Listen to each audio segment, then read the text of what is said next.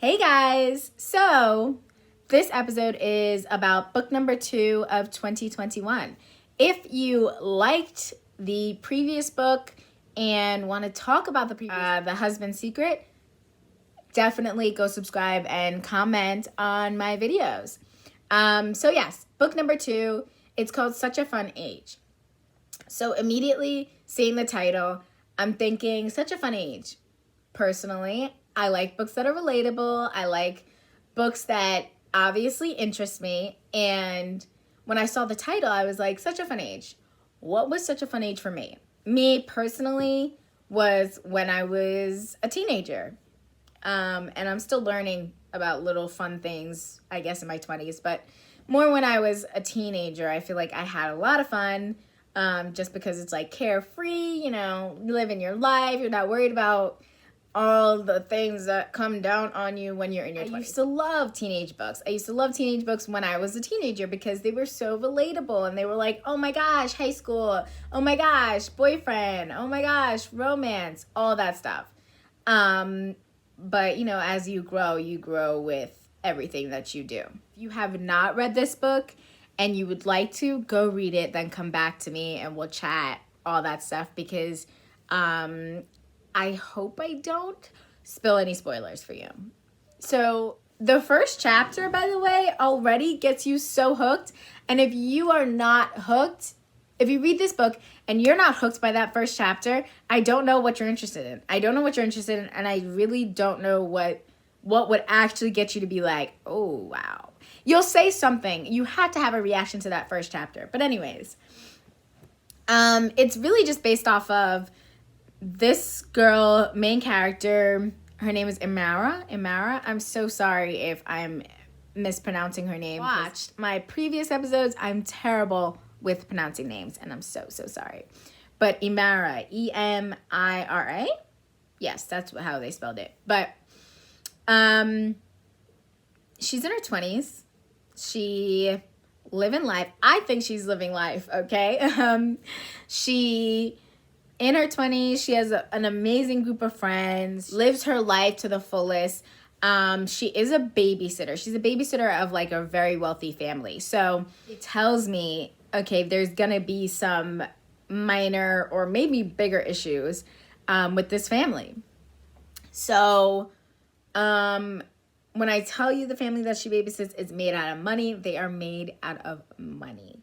So that changes the game. It honestly just changes a lot. She feels that the rest of society is not happy with it. The rest of society is not making her feel as comfortable as she should. And now, again, relatable, because I do feel like a lot of people in their 20s, if this doesn't relate to you, then, but I think a lot of people in their 20s are not only trying to figure out their place in society, but they're just trying to make their own way. Whether it's because of race, and especially I'm not even going to go down that loophole of everything that's happening or that has happened with race. I'm not even going to rehash that because that's not what this episode's about, but it does take a piece of reality. And this is why I say it's relatable. And I think it's relatable to anybody, honestly, who's just interested in reading it. Who's interested in race, too. Just anybody who's interested in, like, seeing the racial difference and stuff like that, then I recommend it as well. But that being said, everything that has happened, it obviously has taken a toll on a lot of us. And this book, I think, just takes pieces of a little of that pain. Again, just to show the difference. And mind you, they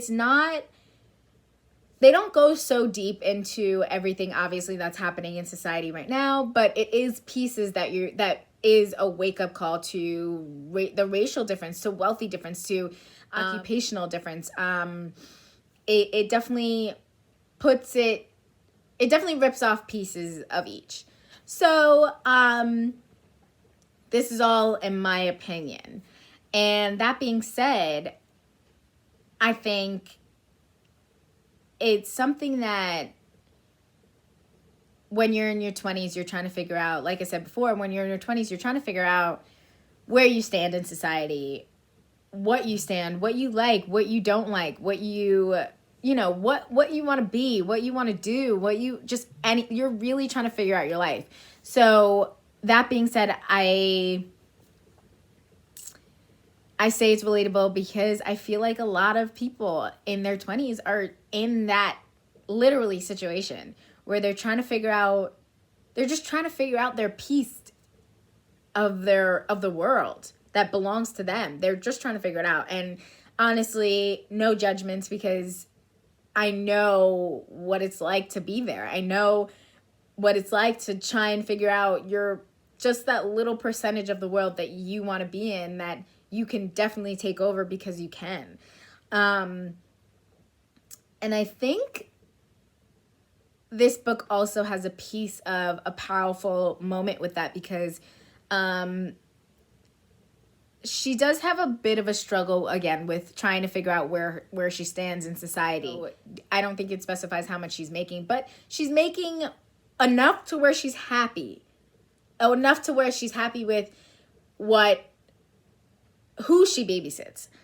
And I think that's also what this book is also trying to say, is that do something that makes you happy too. At any age, I think but I think at 20, you're trying to figure it out. But at any age, I think you should just do something that makes you happy. I know, of course, money is a huge thing, and they do show it in this book as well, where if you don't have it, you just don't have it. And that makes a difference too. But I do feel like a lot of us just settle for, because we make a lot of money, that's it. And granted, sometimes that will make somebody happy. But if you're not happy and you're just not,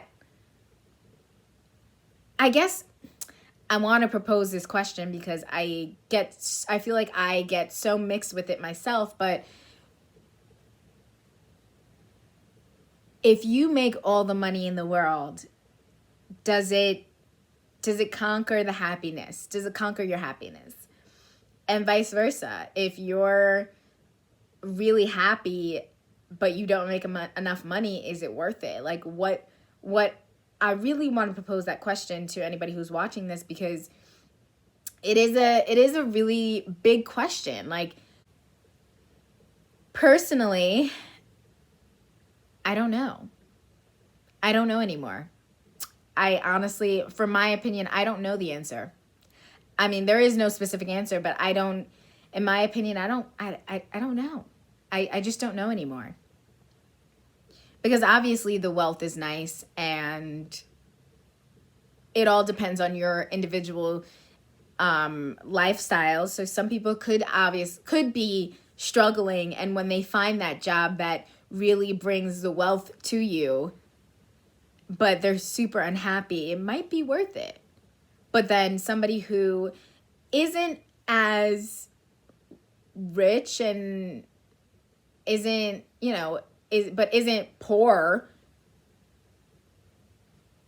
and they do a job where, they're still making money. It's just a job, and they're still making money, but they're happy doing what they want. They're happy doing something that really makes them understand their existence. I don't know. There's so many different, and I want to hear different stories. I want to hear your opinions about that. But basically, that is something that relates back to this book. Like I said, it does really relate back to the book, and it makes you really, that was the conversation in my head that was going through all the situations, because I was like, oh. And then also, if we're going to round it out and go back to race, it's like, so the main character, she's African-American, and she works for this Caucasian family. And they're, again, super wealthy. With her, now another question. With her being the babysitter of a Caucasian family, what does the rest of society think about that? Because she's African American and she walks around with this Caucasian little girl all the time. What does society think about that? Is she the nanny, or is she, well, like, I mean, technically she is, but again, there's so many things that go on in people's head out there that you don't really know if people are judging her because she literally is just watching after this little girl, whether she's black, white, Asian, it doesn't even matter. But some people don't care about that. And that, again, comes back into this book. Society. Sometimes society freaking sucks. And I don't even know how to explain it, but society sucks and we need to stop listening to it all the time, because it can really destroy you. It can destroy everything about you. And those two questions kind of leave me at that. Is it worth it? Is all this stuff just worth it? You know, and I know it sounds like something that's so easy. Sometimes it sounds like it's like an easy question, like, oh, I wouldn't mind. But like going out in society, I think about it because if I were a babysitter and I'm going on society with a Caucasian little girl, what does society think about me? You know, what are they saying about me? Granted, I'm at a point in my life where I am no longer caring about what society is, what society expects of me. I'm at a place where I'm really just figuring out my footing my way, not the way that my friends or my family or, again, society thinks I should be. Because I want to take my time to learn what I want, or what I enjoy, or what I know my place in this world is. I'd be fine with it because, especially if I enjoy the little girl, you know, I have fun with her, I'm taking her out, I would be fine with it. But I know if I get a look, if I get some type of look just because I'm African American, that already will set me off. And it wouldn't be a great day for us. But society freaking sucks. That's all I have to say about that. Go read this book. It's really good, and I recommend it. And definitely stay tuned for the other books. So really, though, also answer my questions. Is it worth it? Answer my propositions. Is it worth it to be super, super, super happy, but not make any money, or be like Debbie Downer all the time, in your emotions, crying, upset, hating everything because you hate your job, but you are making money? What? Please tell me. I want to hear it because I don't know anymore. I really don't know. And I want to hear. And this book really brought it up in my mind, like, okay, I have to make this video to talk about it and really hear what anybody else has to say. So yeah, do it. Answer my questions. Also about race, like, you know, obviously in the world now, there's so many things happening with race, and I just kind of want to throw it out there, like, is it still affecting your job? Is it still affecting everything that you've worked to become whatever race you are? If that makes sense. Because I know some occupations, after everything that's happened with race, again, I don't want to rehash all of it, but after everything has happened, some jobs didn't care.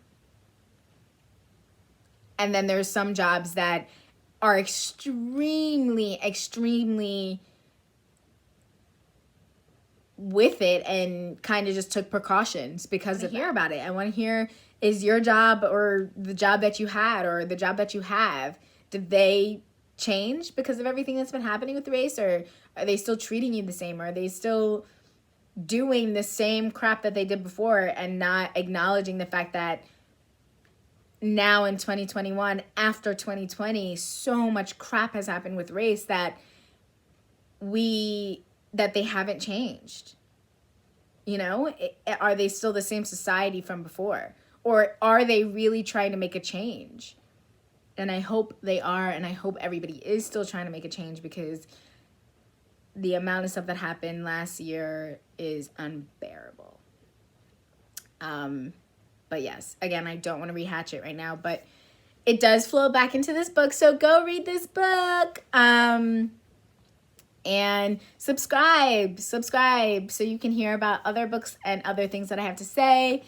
And follow me, Deja_vu_ on Instagram, Deja Vu on Facebook. Let's see. Black Koffee. I am on a podcast, so if you like listening to my voice and eventually, hopefully, seeing me and my friends on this YouTube channel, Black Koffee.